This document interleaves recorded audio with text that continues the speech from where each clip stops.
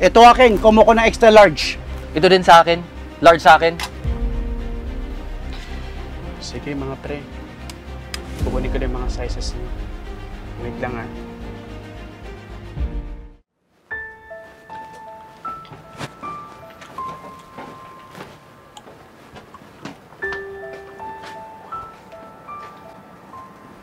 Ito pala yung check-out. Ang daming mga panlalaki tsaka pambabaeng damit, no? Oo nga eh. Cool din. Good evening. Welcome to Checkout Garments. Teka. Ikaw si Brent, di ba? Yung kabatchmate namin nung high school? Oo nga no. Dito ka nagtatrabaho? Tindero lang pala bagsak mo pre. Pagkakaalam ko, salutatorian ka sa batch natin eh. Oo nga mga pre ah. Long time no see. Oh, pili na kayo ng mga damit namin. Panigurado marami kayong choices dito. Bibigyan ko pa kayo ng discount. Pipili kami, huwag kang mag-alala. Pero teka, bakit dito lang ang bagsak mo? Tinan mo nga kami ni Yules. Mga professional na kami. Ako, supervisor ako sa restaurant na pinapasukan ko. Si Yules, kapopromote lang sa office nila. Ikaw, ito lang trabaho mo. Ito lang. Oo nga mga pre, pero ang importante naman, may trabaho ako. Tsaka hindi pa bigat sa pamilya, di ba? Sus, may trabaho nga, pero kakarampot man lang yung sweldo. Tingnan mo kami oh, nabibili namin lahat ng gusto namin kasi malaki yung sahod namin. Same. Tinan mo nga naman, kung sino pa yung matalino, siya pa ang ganito lang kinabagsakan. Ano na mga pre, sige na, pili na kayo. Baka may magustuhan kayo sa mga damit namin.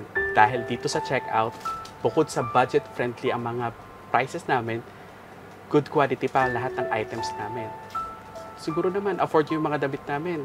Dahil magaganda naman yung mga trabaho nyo. Para naman may benta naman ako. Oo naman, kahit bilhin pa namin lahat na nakadisplay dito, afford talaga namin. O sige, pili muna kami at tatawagin ka lang namin if meron na kaming napili. Okay, sige. Take your time. Salamat.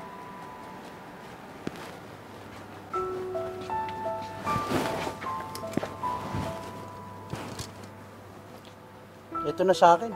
Kaso kailangan ko extra large eh. Mura lang oh. Nga. Sa akin din to. Kaso maliit lang din. Large Pwede. ako eh. Oo, pwede. Papalit na lang tayo. Hoy, tindero!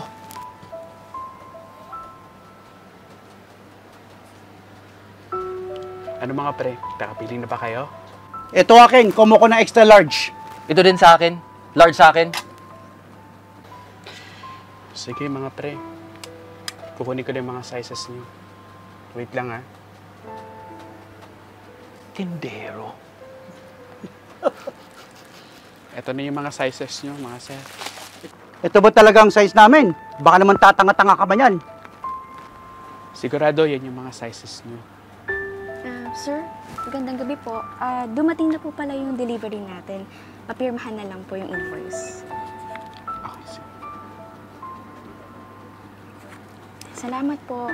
Sir, gusto niyo po ba ako na lang po mag-assist sa mga customers natin? Sige na, sige na. Ako nang bahala sa kanila. Ganun po ba? Sigurado po ba kayo? Oo, I'll check. Sige po. Mag-check out na lang po muna ako, sir. Okay, sige. Sige po.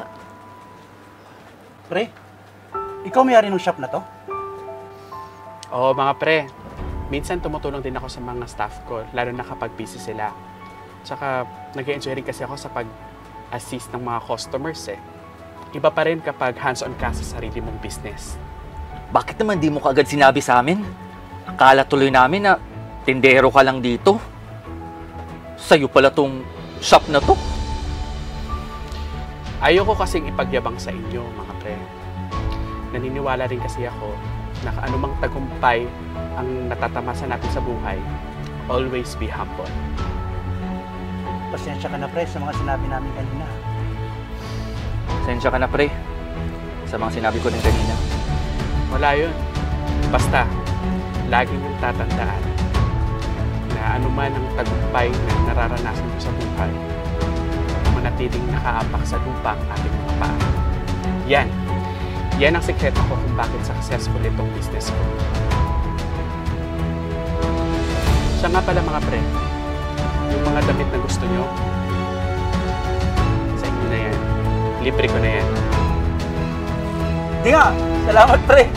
Gusto ko naman talaga rito sa checkout eh. The best. Salamat, ang bait mo, pre. Walang ano ba. Tingnan mo, siya pala may-ari ng shop na to. Yabang mo kasi. Ano Bukod ba? pa. Ikaw nga itong mayabang eh.